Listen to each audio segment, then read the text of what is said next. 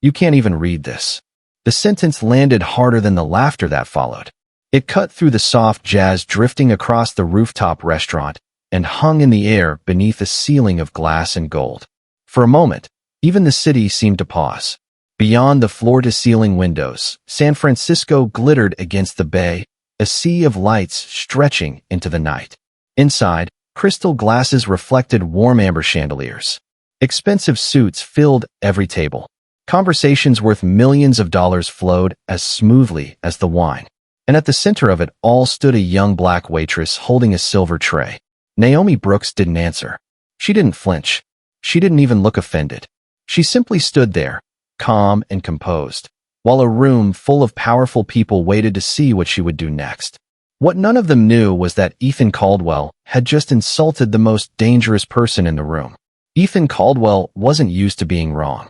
At 39 years old, he was the billionaire founder and CEO of Caldwell Dynamics, one of the fastest-growing artificial intelligence companies in America. Business magazines called him visionary. Investors called him unstoppable. Employees called him demanding when he wasn't around to hear it. Tonight, Ethan sat at the head of a private dining table overlooking the San Francisco skyline. The dinner wasn't a celebration. It was a negotiation. $800 million sat on the table in the form of a potential partnership between Caldwell Dynamics and a major technology conglomerate from Shanghai. Lawyers had spent months preparing contracts. Analysts had spent weeks reviewing numbers. Journalists were already predicting headlines. If the deal closed, Ethan's company would become a global powerhouse overnight. Every person in the room knew it. Every person felt the weight of it. The atmosphere shimmered with confidence, ambition, and expectation. Across from Ethan sat executives from China, dressed in tailored suits and polite smiles. Between them rested a thick stack of documents containing legal agreements, financial projections, and technical disclosures. Most were written in Mandarin. Most people at the table couldn't read them without translation. But that didn't stop them from pretending they understood more than they did. Around them, servers moved quietly between tables. Invisible, efficient, expected to remain unnoticed. Naomi Brooks knew the role well. She had worked enough luxury events to understand how people saw her. To the guests, she was the woman who refilled water glasses. The woman who carried plates. The woman whose name they would forget before dessert arrived. But Naomi had long ago learned that being underestimated could be its own kind of power. Earlier that evening, she had moved through the dining room with practiced grace, balancing trays, adjusting place settings, and navigating conversations she wasn't supposed to hear. She heard everything anyway. The excitement, the arrogance, the assumptions. People often spoke freely around service staff because they believed service staff didn't matter. They were wrong more often than they realized. The evening had been running smoothly until one of the Chinese executives slid a document across the table. Ethan picked it up, scanned the page briefly, and smirked. Then he noticed Naomi standing nearby, topping off a glass of sparkling water. A thought crossed his mind. Not a kind one. Not even an original one. Just another assumption disguised as confidence. He held up the document and glanced toward her. "You can't even read this," he said casually. The words drew immediate chuckles from several guests. Nothing explosive, just the comfortable laughter of people who wanted to stay on the good side of a billionaire. Ethan smiled as though he had made a harmless joke. Naomi lowered the bottle slowly. Around her, eyes shifted, some amused, some curious, some already dismissing her reaction before she had won. The city lights shimmered beyond the glass. The jazz continued somewhere in the background. A waiter froze halfway through clearing a plate. One executive exchanged a nervous glance with another. And for the first time that night, every ounce of attention in the room settled on Naomi Brooks. She looked at the document in Ethan's hand. Then she looked directly at him. Her expression remained calm, almost thoughtful, as if she were deciding whether a question deserved an answer. And somewhere beneath the glow of the chandeliers, beneath the confidence of billionaires and the weight of an $800 million deal, the direction of the entire evening quietly began to change. Naomi did not answer immediately. That was what unsettled them. Most people rushed to defend themselves when they felt embarrassed. Most people tried to prove something. Naomi simply studied Ethan Caldwell for a moment, as though she were measuring the distance between confidence and certainty. The silence stretched across the table. Crystal glasses reflected the golden light overhead. Somewhere near the bar, a pianist shifted into a slower melody. The room had become strangely attentive. Ethan leaned back in his chair, still wearing the relaxed smile of a man who believed he controlled every conversation around him. He had spent years reading investors, competitors, reporters, and board members. He thought he understood people. What he did not understand was how often success can convince someone they see more than they actually do. Naomi lowered her eyes briefly toward the document. Then she returned her attention to her work. She adjusted a water glass, straightened a folded napkin, continued serving the table as if nothing unusual had happened. A few guests exchanged amused looks. One executive quietly shook his head and returned to checking messages on his phone. The moment appeared to be ending. That was exactly what Ethan expected. Across the table, however, the visiting delegation from Shanghai seemed less comfortable. Several of them had watched Naomi carefully. One elderly executive named Victor Liang narrowed his eyes with curiosity. He had spent 40 years negotiating deals on 3 continents. Experience had taught him that intelligence rarely announced itself. Sometimes it arrived in expensive suits. Sometimes it arrived carrying a serving tray. Ethan turned back to the business discussion. Numbers filled the conversation again.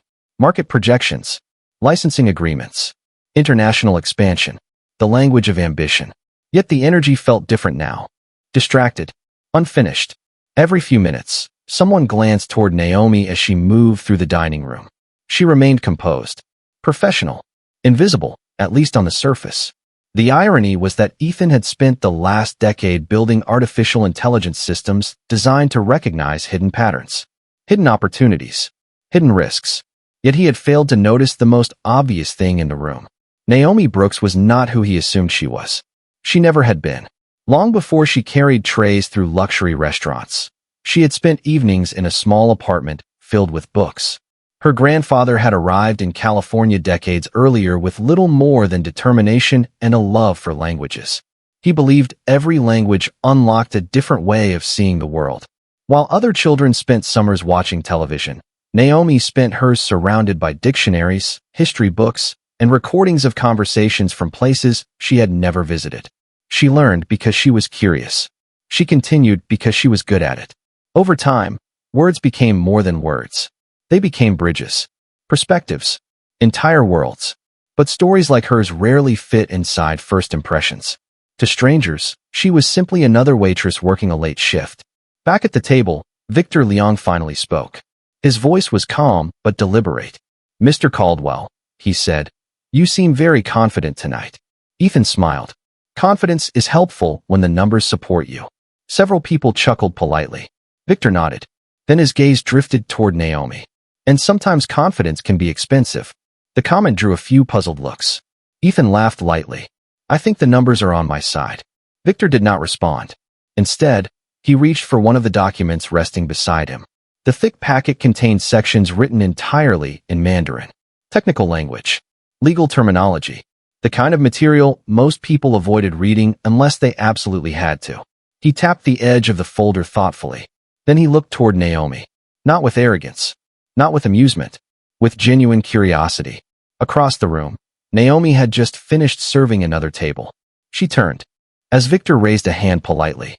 For the second time that evening, attention shifted in her direction. Conversations softened. Chairs stopped moving. Even Ethan noticed the change. Victor lifted the document slightly. "Miss Brooks," he said, his voice carrying across the private dining area, "may I ask you something?" Naomi paused beside the table. "Of course, sir." Victor offered a small smile. "Would you be willing to settle a question for us?" The room grew quiet once again. Ethan watched with mild amusement. He still believed this was his dinner, his negotiation, his stage.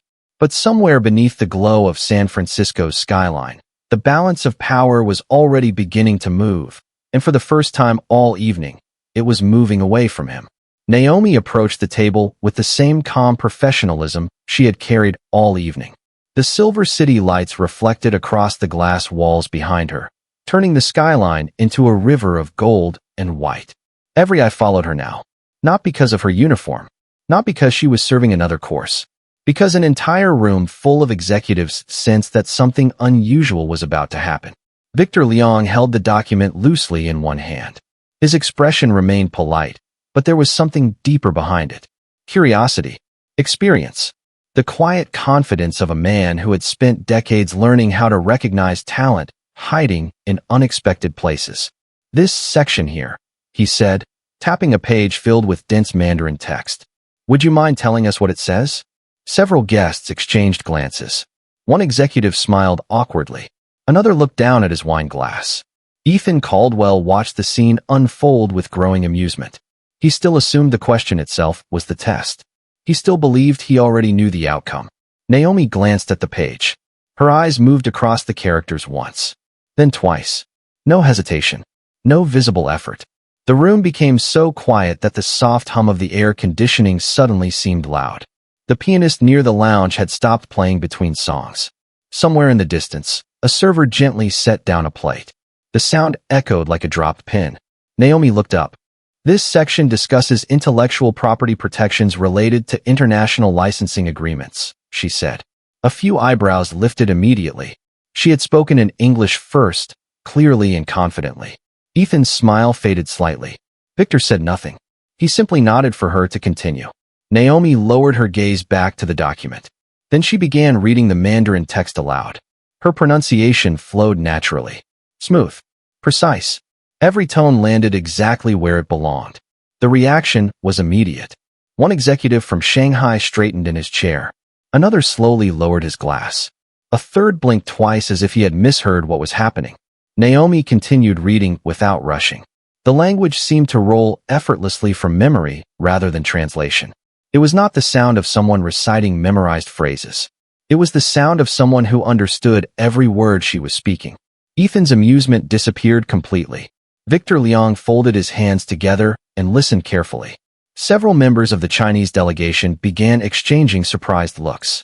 One of them quietly whispered something in Mandarin to the person beside him. The reply came instantly. Both sounded impressed. Naomi reached the end of the passage and calmly handed the document back. For a moment, nobody spoke. The silence felt different now. Earlier, it had been the silence of expectation. Now it was the silence of realization. Ethan cleared his throat. Well, he said with a short laugh, that is certainly unexpected. Naomi offered a polite smile. Languages have always interested me. The simplicity of the answer somehow made it even more powerful. Victor tilted his head slightly.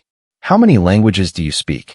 The question drew immediate attention from everyone at the table. Naomi appeared almost reluctant to answer. Enough to stay curious, she said. Several guests laughed softly.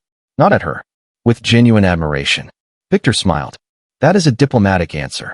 For the first time all evening, the atmosphere shifted away from Ethan Caldwell. The center of gravity in the room had changed. The billionaire who had dominated every conversation suddenly found himself listening instead of leading. Yet the biggest surprise had not happened yet. Because while most people at the table were still trying to understand how a waitress could read advanced Mandarin legal language, Naomi's eyes had quietly returned to the contract itself. Something on one of the pages had caught her attention. A single sentence. A specific phrase buried deep within dozens of pages of technical wording. Her expression changed almost imperceptibly. Not shock. Not confusion. Concern. Victor noticed it immediately. Years of negotiation had taught him to watch faces as carefully as documents. Miss Brooks, he said gently, is something wrong? Naomi hesitated. The room leaned forward collectively. Ethan looked from Victor to Naomi, suddenly unsure why the question made him uneasy. Naomi glanced at the contract once more. Then she looked directly at Ethan Caldwell.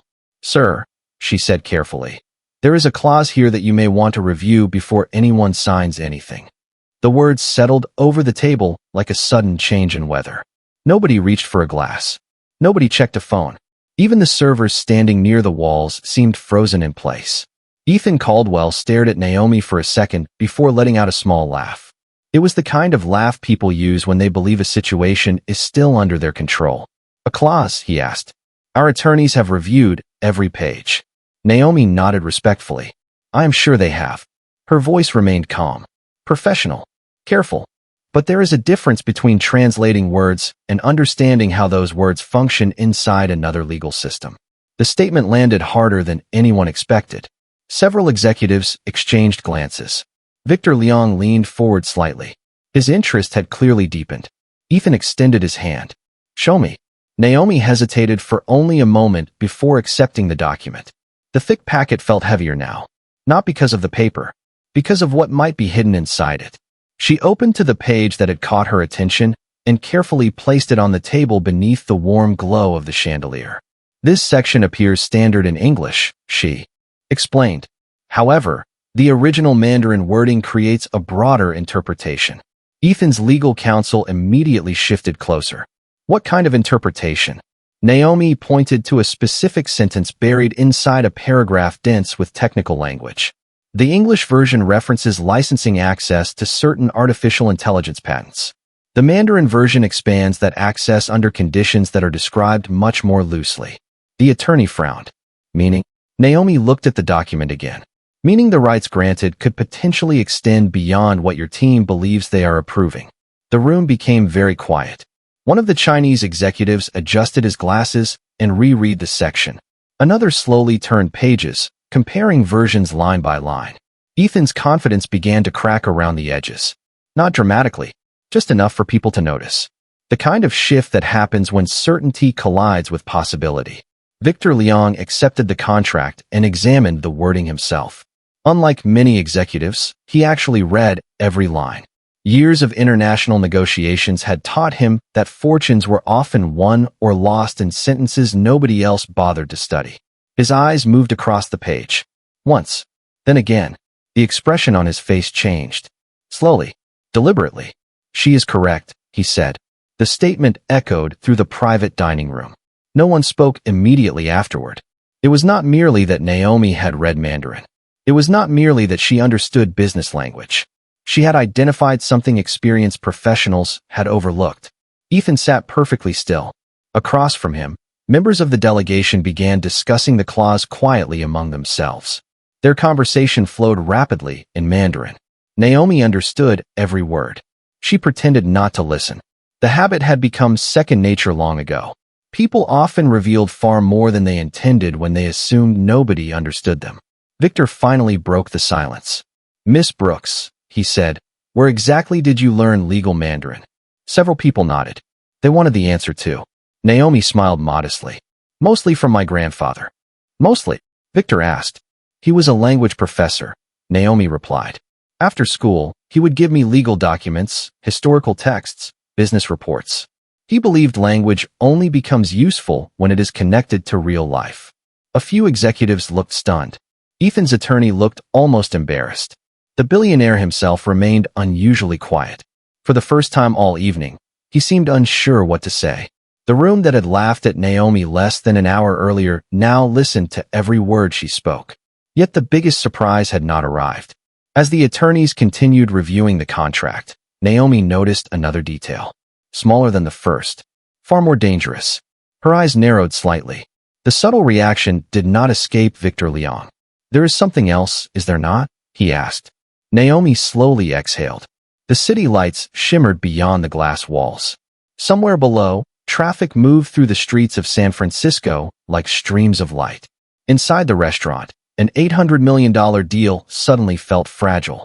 Naomi looked at Ethan, then at the document, then back at Ethan again. "Sir," she said carefully, "I think this clause may not be the real problem." A ripple of unease moved through the room. Ethan straightened in his chair. "What do you mean?" Naomi gently turned another page. "I think someone expected you to focus on the licensing language." Her finger stopped on a paragraph near the bottom. "Because this section is where the real risk is hiding." The temperature in the room seemed to drop without a single degree changing. Naomi's fingertip rested lightly on the page while a circle of executives leaned closer around the contract. The laughter from earlier in the evening felt impossibly distant now, like something that had happened in another building, on another night, to different people. Ethan Caldwell followed the line she was indicating. His attorney moved beside him. Victor Liang remained silent, watching both of them carefully. Naomi spoke with measured precision. "This paragraph references future derivative technologies developed from existing intellectual property." Ethan frowned. "That is standard language." "Usually," Naomi replied, "but not in this form." She turned the document slightly, so everyone could see the original Mandarin text. The English translation frames this as a limited collaboration provision. The Mandarin version is broader, much broader. One of the Shanghai executives adjusted his glasses and reread the section. His expression tightened almost immediately. Another executive reached for a copy of the agreement and began flipping through pages at increasing speed. Ethan noticed the change. For the first time all evening, concern appeared openly on his face. "Explain it," he said. Naomi nodded. "If this agreement is signed exactly as written, future technologies developed from your existing artificial intelligence platform could become subject to shared ownership claims under certain conditions." Nobody spoke. The words seemed to hang beneath the chandelier lights. Shared ownership. Future technologies. Those were not small phrases. Those were the kinds of phrases capable of reshaping entire companies. Ethan's attorney leaned forward. "That cannot be right." Naomi did not argue. She simply pointed to specific wording and translated it line by line. Each sentence strengthened her position. Each clarification made the issue harder to dismiss. Victor accepted the contract and examined the language himself. His eyes moved carefully across every character. 30 seconds passed. Then 60. Finally, he looked up. "She is correct." This time the silence felt heavier. Not surprised silence. Dangerous silence. Ethan stared at the document. Months of negotiations. Hundreds of meetings. Thousands of billable legal hours. And a waitress had identified a risk that nobody else had mentioned.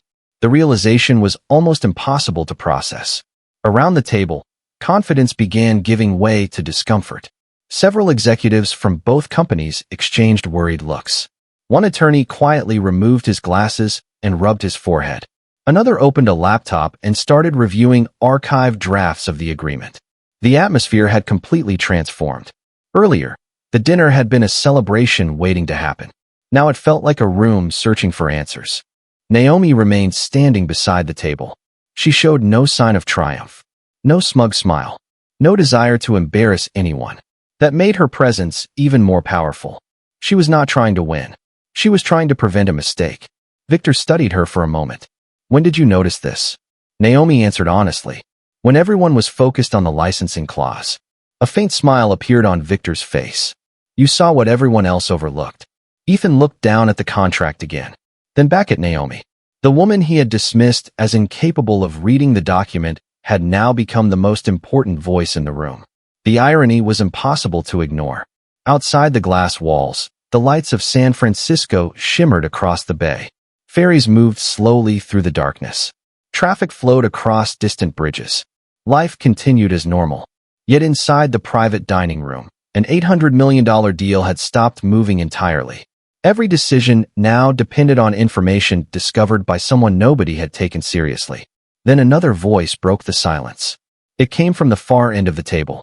One of the senior executives from Shanghai cleared his throat and spoke in rapid Mandarin. Naomi understood every word instantly.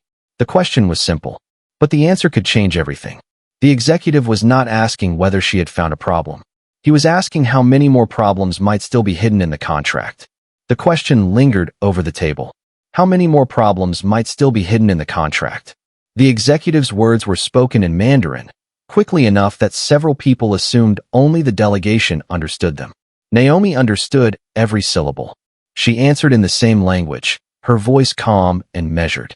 "I do not know yet," she said. "But I know enough to believe the document deserves a closer review." The reaction was immediate. A few members of the delegation exchanged surprised glances. Not because of what she said, but because of how she said it. Her Mandarin carried the confidence of someone discussing complex ideas, not someone repeating memorized phrases. Ethan Caldwell watched the exchange unfold without understanding the words. For perhaps the first time in years, he found himself excluded from the most important conversation in the room. Victor Liang translated for him. As the meaning became clear, Ethan's expression tightened. The deal that had seemed nearly complete now felt suspended above uncertainty. Around the table, attorneys reopened laptops. Financial advisors began reviewing notes. One executive quietly requested updated drafts from his team. The evening had transformed from celebration to investigation. Naomi remained standing beside the table, still holding herself with the same quiet professionalism she had shown at the beginning of the night. Nothing about her posture suggested she enjoyed being the center of attention. If anything, she seemed uncomfortable with it. Yet every person in the room now looked to her before looking at anyone else. Victor noticed that too. "Miss Brooks," he said, "for someone working a restaurant shift, you appear remarkably familiar with international contract language." A faint smile crossed Naomi's face. "I suppose that depends on what people expect a restaurant worker to know." The answer landed gently, but its meaning was impossible to miss. Several guests lowered their eyes.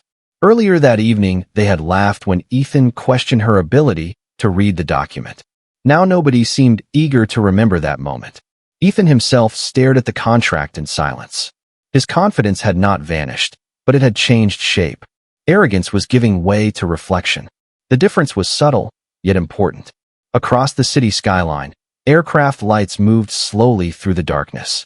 The bay shimmered beneath the moon. Inside the restaurant, the future of a company worth billions of dollars rested on details hidden within a stack of paper. One attorney finally looked up from his screen. "She may have uncovered something significant," he admitted. The statement carried weight because it came from a man whose career depended on finding errors before anyone else could. Another attorney nodded reluctantly. "The language is more complicated than we initially believed." Ethan leaned back and exhaled slowly. Those words confirmed what he had been resisting for the last 20 minutes. Naomi had not been lucky. She had not stumbled into a correct answer by accident. She understood the material deeply, thoroughly. More importantly, she had understood it when others had not. Victor studied Ethan for a moment. Then he asked a simple question. "Do you know why this matters?" Ethan looked up.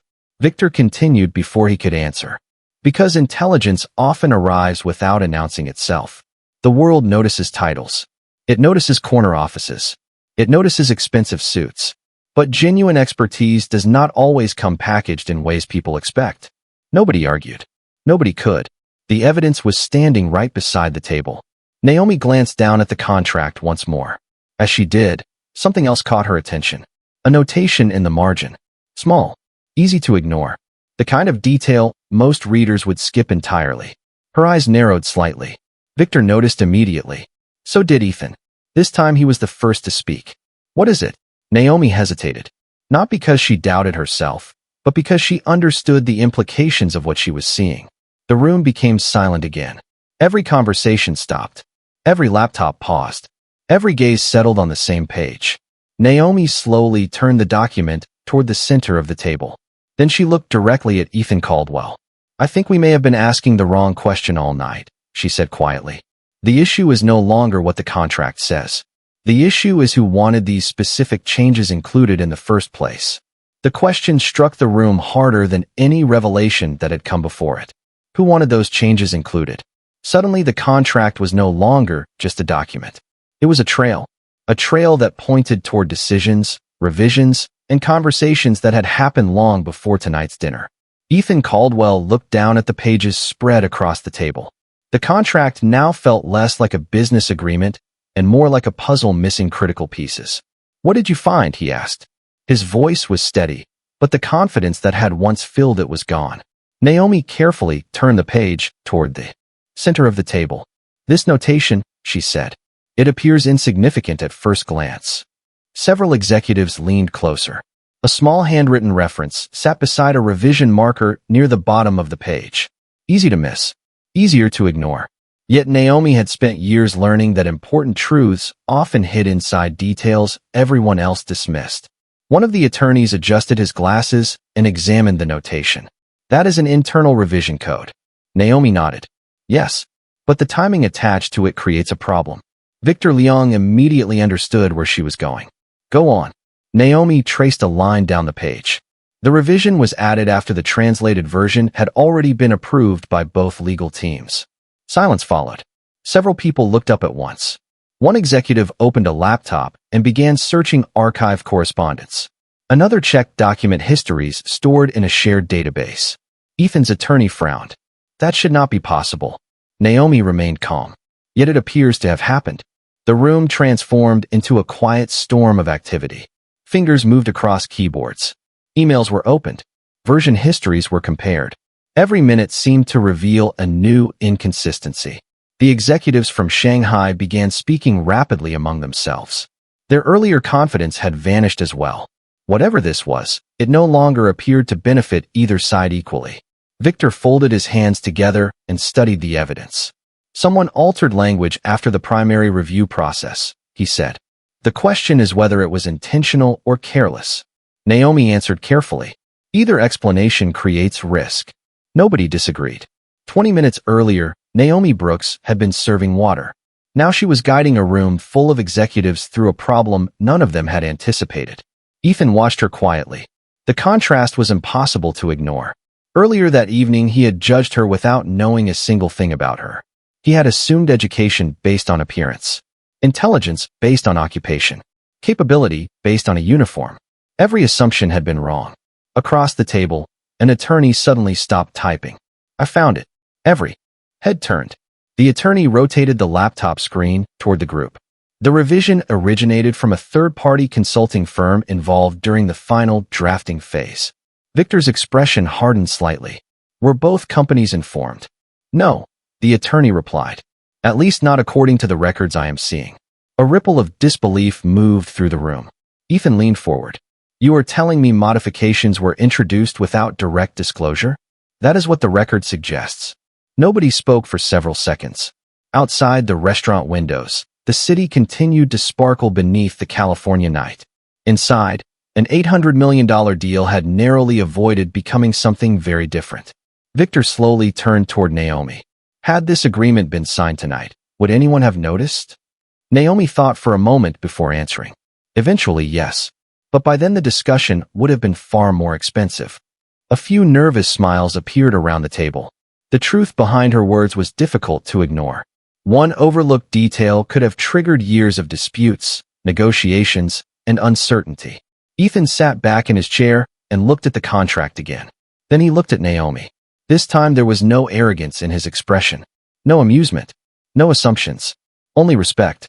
For the first time all evening, he saw her clearly. Not as a waitress. Not as background. Not as someone passing through the room unnoticed. He saw the person who had protected his company from a mistake worth hundreds of millions of dollars. And in that moment, Ethan Caldwell realized the most valuable expertise in the building had never been sitting at the table. It had been standing beside it all along. For several moments, nobody said anything. The contract remained open on the table, but it no longer commanded attention. Naomi Brooks did. The shift was impossible to ignore. Earlier that evening, she had moved quietly between tables carrying water and wine. Now seasoned executives, attorneys, and investors sat listening to her observations with complete focus. The contrast settled heavily over the room. Ethan Caldwell felt it more than anyone. He looked around the table and saw expressions he recognized well. Respect, admiration, gratitude. They were all directed toward Naomi. The realization forced him to confront something far more uncomfortable than a flawed contract. He had not nearly lost an important deal because of a hidden clause. He had nearly lost it because he had dismissed the one person capable of seeing what others missed. The truth arrived quietly, but it landed with enormous weight. Victor Leong broke the silence first. Tonight could have ended very differently. Several people nodded. One attorney closed his laptop and leaned back. Without her intervention, we likely would have moved forward. Another executive added, and none of us identified the issue during review. There was no defensiveness in their voices. Just honesty. Ethan glanced at the city lights beyond the glass walls. The reflections blurred slightly against the windows. He had spent years building a reputation around making smart decisions, around recognizing talent, around staying ahead of competitors. Yet tonight, his biggest mistake had happened before he ever opened the contract. It happened the moment he decided he already knew who Naomi was. The irony was difficult to escape. Naomi remained composed despite the attention. She did not appear interested in recognition. She simply seemed relieved that the problem had been caught before any signatures were placed on the page. That detail stood out to everyone. She had not helped because there was something to gain. She had helped because it was the right thing to do. Victor smiled thoughtfully. Character reveals itself in moments like these. The statement lingered in the air. Ethan slowly stood from his chair. The movement immediately drew attention. Conversation stopped. The room became quiet once again.